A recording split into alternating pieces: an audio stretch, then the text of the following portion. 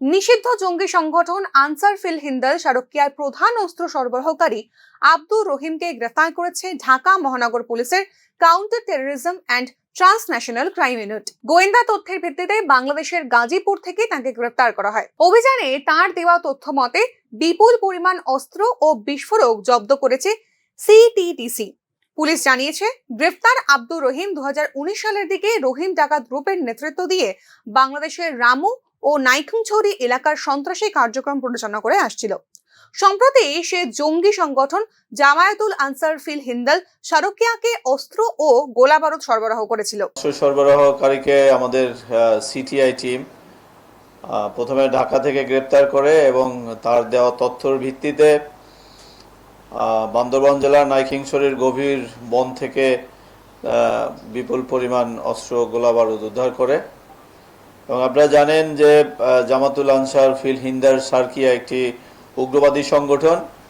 এই সংগঠনের master mind এবং এই সংগঠনের প্রতিষ্ঠাতা শামীম মাহফুজ সহ এই সংগঠনের শীর্ষস্থানীয় জঙ্গিদের সিটিডিসি বিভিন্ন সময় গ্রেপ্তার করেছে। এবং আপনারা জানেন যে সিটিডিসির আবেদনের প্রেক্ষিতে এই সংগঠনটি সম্প্রতি সরকার নিষিদ্ধ ঘোষণা করে।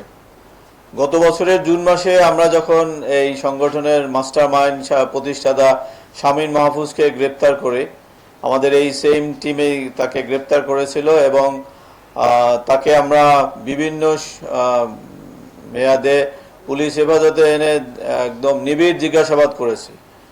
জিজ্ঞাসাবাদে তার কাছ থেকে এই সংগঠনের প্রতিষ্ঠার বা এই সংগঠন তৈরির বিভিন্ন বিষয়, এই সংগঠনের প্রশিক্ষণ, এই সংগঠনের অর্থ সংগ্রহ, এই সংগঠনটির অস্ত্র কালেকশন, পাশাপাশি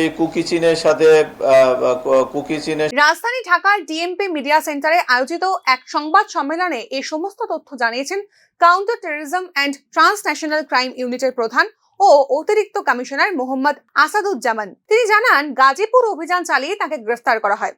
জিজ্ঞাসাবাদে এসব অস্ত্রের সন্ধান পাওয়া গিয়েছে। তাকে নিয়ে নাইখুংছড়ির গহীন বনে অভিযান চালিয়ে বিপুল পরিমাণ অস্ত্র উদ্ধার করা হয়েছে।